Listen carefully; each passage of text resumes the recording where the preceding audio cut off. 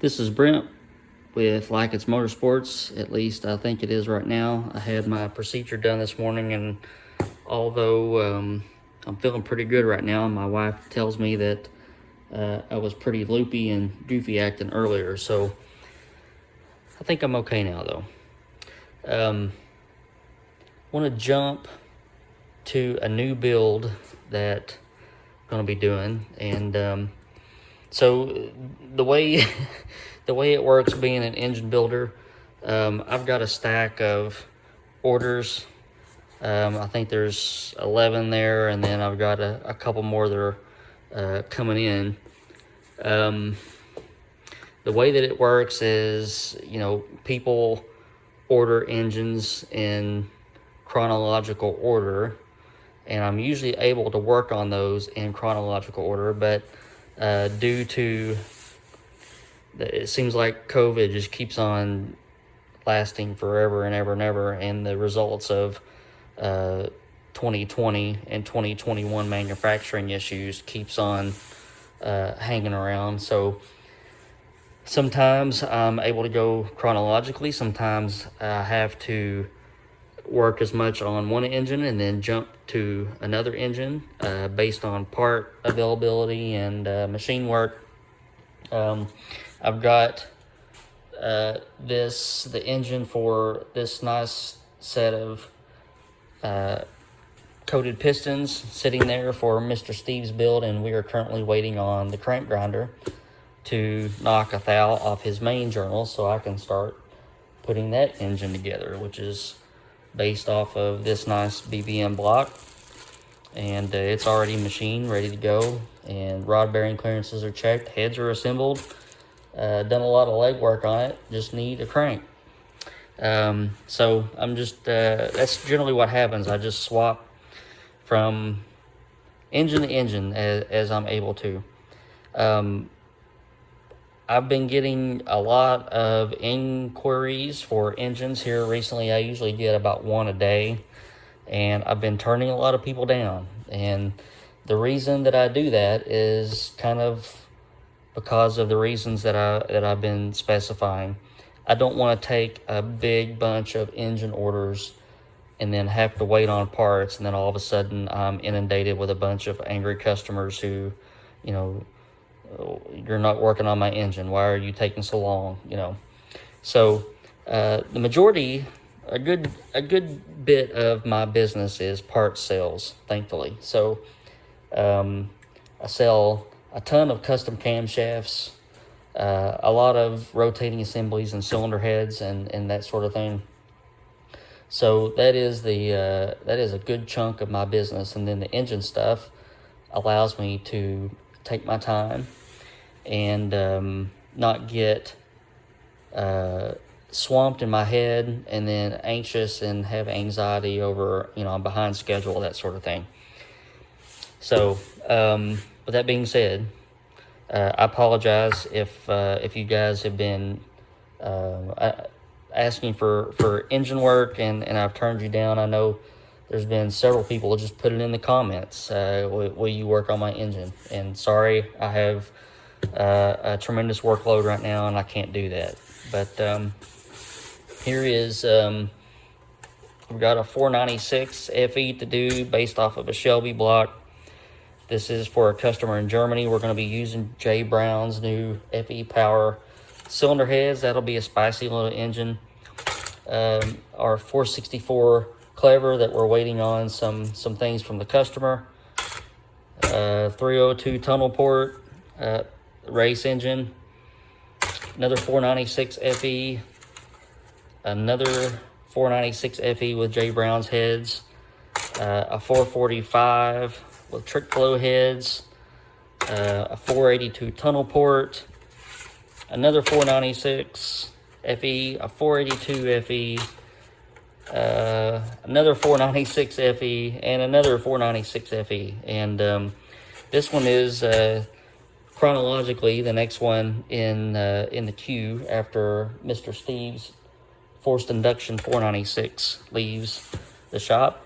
And while we're waiting on his crankshaft, I'm going to go ahead and get to work on dialing in some rod bearing clearances.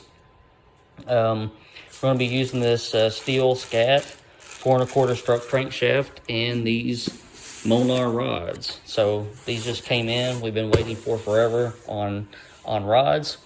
We're going to be using a pond cast iron block for this build, and that'll be the next one to be machined up and ready to go. So like I've said in the past, I generally like to do whatever I can to stay busy, and if I check rod bearing clearances now, even if I don't have the block, I can check rod bearing clearances and I can get that done, and I won't have to do it later. So I'm trying to be proactive.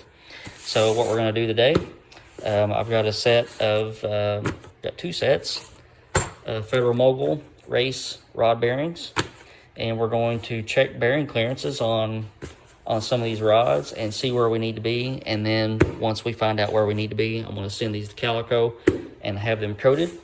But first I need to clear off my junk and break some of these rods down. All right, so we got our rods unboxed. These are Molnar 6-700 rods. They use an ARP 2000 bolt. Really strong pieces, really light pieces. These weigh about 740 grams for the 6-700 length rod. Pretty skinny beam compared to other manufacturers. These things will take a lot of horsepower. Here is the crank out of the bag. This is a 4340 scat, 4 1/4 stroke.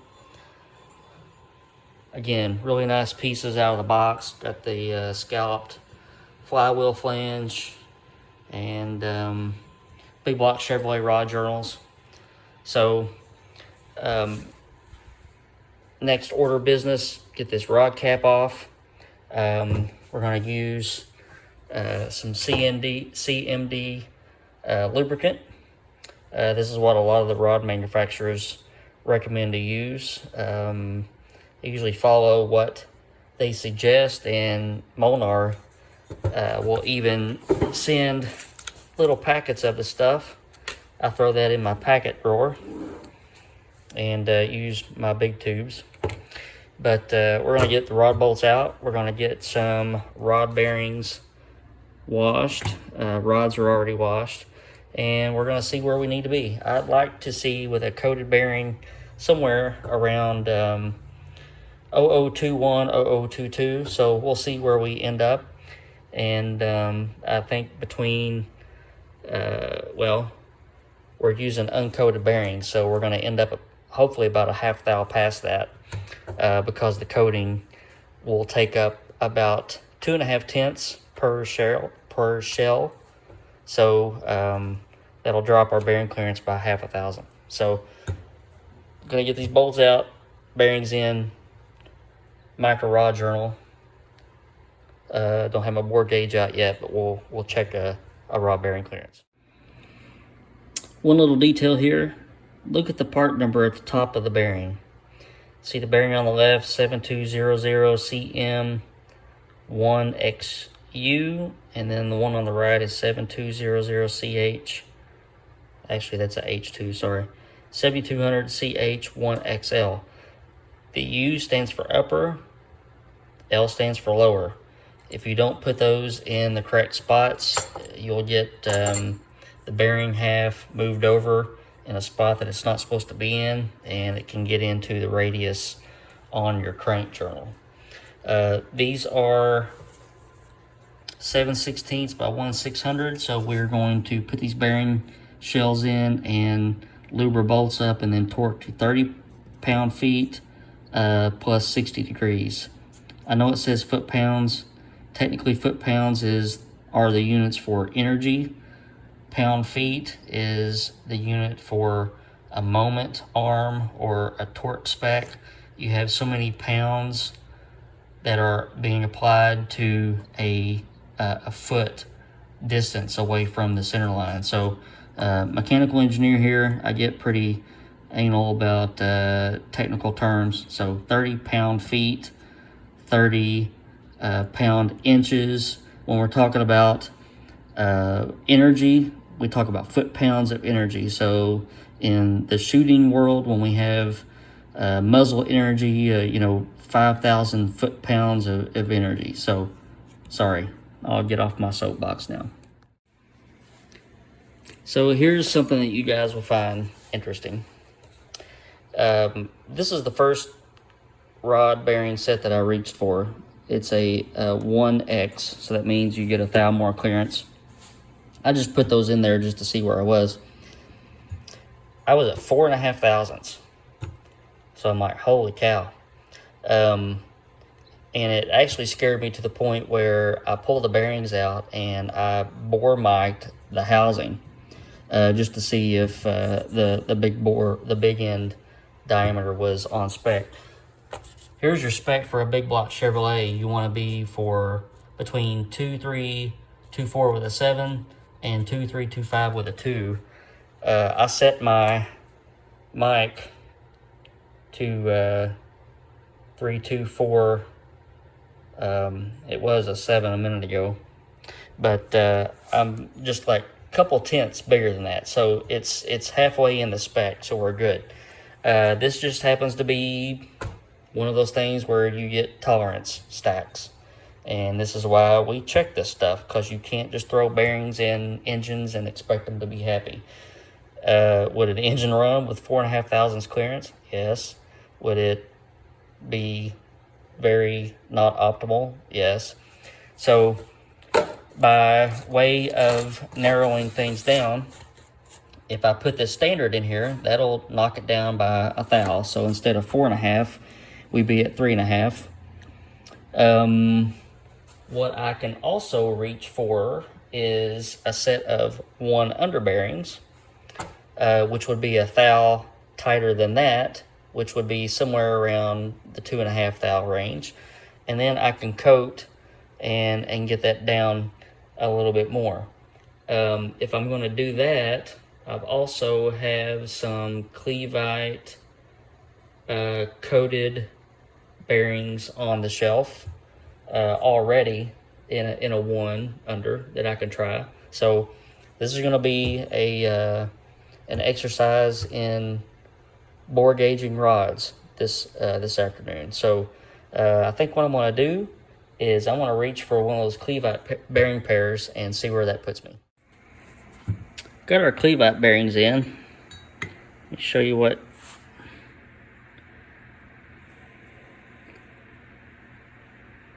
This is the difference between bearings. So not only can you mix and match bearings, but you can mix and match, well, let me back up.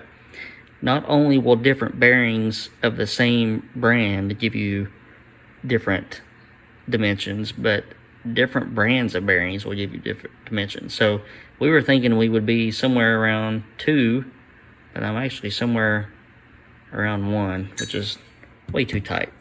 So, all right, I'm gonna take these out. We're gonna try we're gonna try something else. Let's see what else we can try here.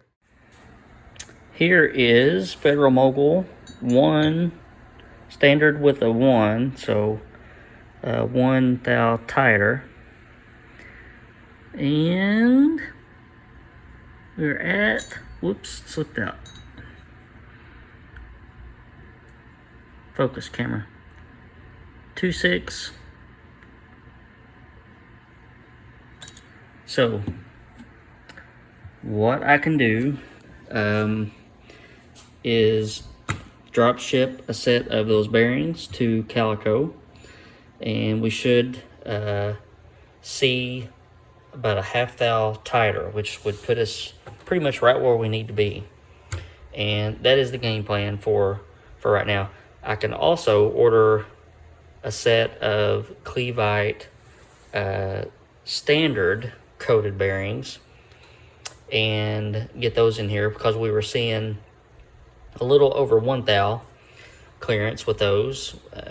So a standard bearing should give us a little over 2. So let's see what's available on the shelf. I don't have a full set of 1 under bearings on the shelf. I thought I did, but I didn't.